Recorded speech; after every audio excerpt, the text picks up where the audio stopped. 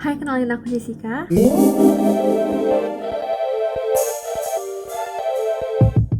Jadi aku adalah salah satu penerima beasiswa CGS atau Chinese Government Scholarship untuk jenjang S1 tahun 2021 sampai tahun 2026.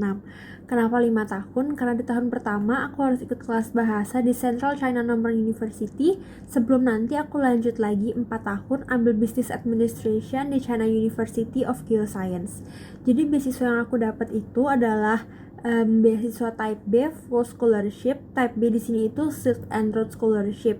Nah, jadi disclaimer juga, semua yang aku ceritain di video ini itu based on pengalaman aku sendiri. Nah, kalian mungkin udah ada yang tahu aku gara-gara video TikTok aku yang ini. Nah, buat kalian yang belum tahu apa sih itu beasiswa CGS, di sini aku udah tulisin semua yang perlu aku omongin detailsnya supaya nggak ada yang ketinggalan.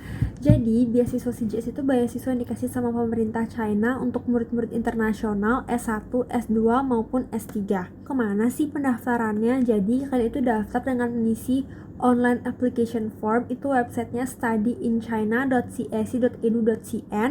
Untuk kampusnya atau universitas dan majornya kalian bisa lihat pilihannya di kampuschina.org. Nanti aku taruh linknya semua di description box.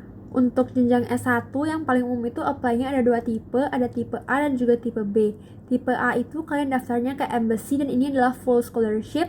Jadi cover uang sekolah kalian, akomodasi, kalian dapat dorm selama di sana, ada asuransi kesehatannya juga dan kalian bakal dapat uang saku tiap bulannya.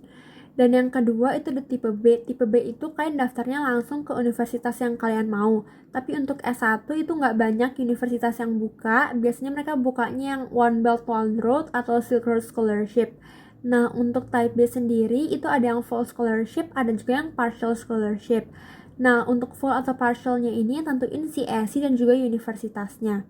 Kalau yang partial scholarship itu mereka either cover uang sekolah kalian atau mereka cover biaya hidup kalian di sana. Jadi kalau misalkan mereka udah cover uang kuliah kalian, biaya hidup kalian, dorm itu kalian bayar sendiri. Tapi kalau misalkan mereka pilih untuk cover biaya hidup kalian di sana, kalian tinggal bayar yang uang sekolahnya aja. Syarat pendaftarannya itu apa aja sih? Nah, syaratnya yang pertama, kalian bukan warga negara China.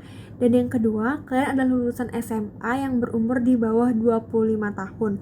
Untuk dokumen yang diperluin apa aja?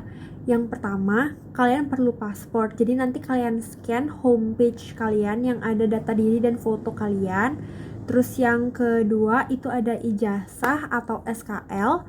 Nah, buat yang belum lulus SMA kayak aku kemarin, itu bisa minta surat keterangan ke sekolah, surat keterangan siswa aktif yang dijelasin kira-kira kalian lulusnya itu tanggal berapa, bulan berapa. Karena beberapa sekolah mereka belum bisa keluarin SKL kalau kalian belum ikut ujian. Yang ketiga itu transkrip nilai.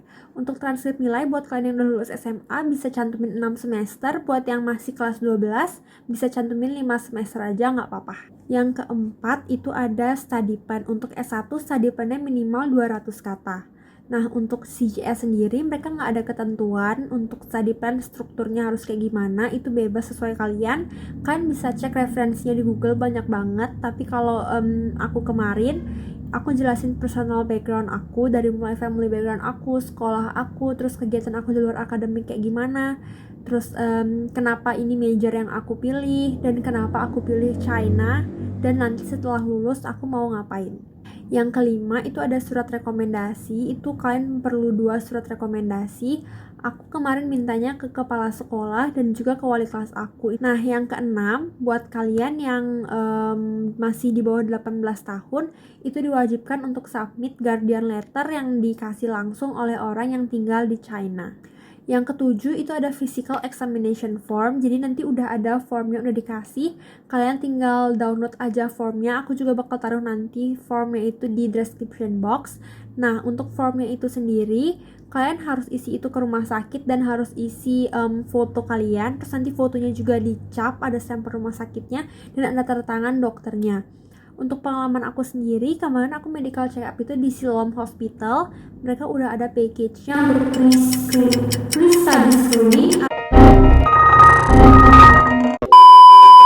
Pokoknya mereka udah udah ada paketnya, dan aku pilih yang paketnya paging karena paging itu udah cover semua yang diminta di formnya, dan itu sekitar 800 sampai 900 ribu tergantung kalian pilih di cabang yang mana. Nanti detailsnya aku juga taruh di description box. Nah, yang ke-8 itu ada pre-admission letter. Pre-admission letter ini kan bisa minta ke universitas yang kamu mau, tapi ini optional karena ini nggak wajib dan nggak menjamin beasiswa kalian itu bisa lolos. Karena aku juga banyak lihat pengalaman dari awardee yang lain, justru mereka yang nggak ada admission letter itu bisa lolos, dan banyak juga yang udah punya admission letter tapi belum bisa lolos. Yang ke-9 itu ada sertifikat bahasa, bisa TOEFL, IELTS, atau HSK. Ini bakal memperbesar peluang kalian untuk dapat beasiswanya, tapi waktu aku daftar sampai tahun ini itu belum diwajibkan. Aku nggak tahu regulasinya untuk tahun depan, tapi untuk sampai yang tahun ini itu belum diwajibkan. Jadi kalian kalau punya bisa di-submit, kalau nggak punya juga nggak apa-apa. Yang terakhir, yang ke-10 itu ada SKCK. SKCK ini dulu banyak banget yang bilang katanya harus minta ke Polda, tapi enggak. Kalian bisa minta di Polres aja. Untuk syarat-syaratnya itu nanti aku taruh description box juga. Dan SKCK ini setelah aku bisa daftar online, cuman waktu aku daftar kemarin itu lumayan ribet, jadi aku prefer datang langsung. Jadi kalian juga better datang langsung ke Polresnya, tinggal bawa foto dan ngisi formulir aja, dan itu cepet banget kok langsung jadi. Nah, semua dokumen yang aku sebutin tadi itu kalian harus submit dalam bahasa Inggris. Jadi untuk dokumen-dokumen yang misalkan masih dalam bahasa Indonesia, kalian harus bawa ke sworn translator untuk mereka translate. Misalnya transkrip nilai, ijazah kalian itu kalian perlu translate. Aku sendiri kemarin aku pakai jasa dari penerjemah tersumpah, itu mereka fast respon dan cepet banget jadinya. Nanti aku taruh kontaknya juga di description box supaya kalian bisa cek. Next, aku bakal ceritain timeline dan juga pengalaman pendaftaran aku kemarin, karena menurut aku pengalaman aku itu cukup unik dibandingin awardee-awardee yang lain. Jadi kalian bisa jadiin pengalaman aku ini referensi buat kalian yang mau daftar. Aku itu pertama kali tentang CJS itu di bulan September. Aku baru cari info dan juga cari tahu tentang kampus dan juga pilihan jurusannya. Di bulan Oktober itu aku ikut tes HSK, aku ambil yang HSK 3. Dan di bulan November aku baru mulai urus berkas-berkas yang aku perluin, yang aku perlu minta ke sekolah aku. Aku baru ambil medical check up itu di bulan Desember setelah embassy konfirman di website kalau mereka udah buka pendaftarannya. Di bulan Januari aku submit application aku, dan akhirnya aku pilih jurusan Tourism Management. Untuk type A aku apply ke 3 universitas. Yang pertama itu Capital Morgan University, yang kedua Peking International Studies University, dan yang ketiga Tianjin Foreign Studies University. Dan untuk type B-nya aku apply ke China University of Geoscience. Kalian pasti bingung kenapa aku apply tourism management dan sekarang aku sekolahnya malah business administration. Aku juga kaget banget karena aku nggak nyangka setelah kita submit application kita bisa ganti jurusan yang kita mau. Dan setelah aku daftar, setelah aku submit itu, aku nothing tulus banget, aku keep low expectation. Dan beneran aja setelah aku submit application di bulan Januari, pendaftarannya tutup di bulan April. Dan setelah itu teman-teman aku yang lain status pendaftarannya mulai ganti di website dari submit jadi in progress. Sedangkan status pendaftaran aku itu gak berubah sama sekali sampai di bulan Juni itu masih submit. Jadi yang kayak udah kayaknya gak mungkin bisa lolos. Terus tiba-tiba sampai akhirnya di akhir bulan Juni itu aku dapat email dari China University of Geoscience, kampus aku sekarang. Mereka bilang katanya aku udah pass reviewnya mereka, tapi mereka ada notice tentang major yang aku pilih. Jadi surprisingly ternyata itu major yang aku pilih, tourism management, nggak di cover sama beasiswanya. Entah itu aku yang keskip baca ketentuannya atau gimana, tapi aku diminta sama mereka untuk ganti jurusan kalau misalkan aku masih mau lanjutin pendaftarannya.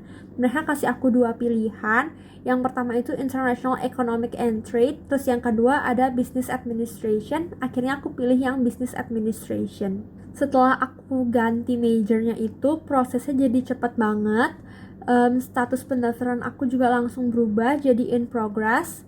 Jadi aku dapat email itu di tanggal 28 Juni. Terus status pendaftaran aku itu langsung berubah di 2 hari setelahnya kalau aku nggak salah. Dan di tanggal 2 Juli aku dapat email lagi dari mereka, ternyata aku masuk di nomination list. Terus di tanggal 31 Juli mereka rilis nama final listnya di websitenya mereka. Dan di tanggal 4 atau 5 Agustus itu aku dapat email yang lebih detail tentang admission aku. Jadi aku diinfoin kalau misalkan aku itu dapat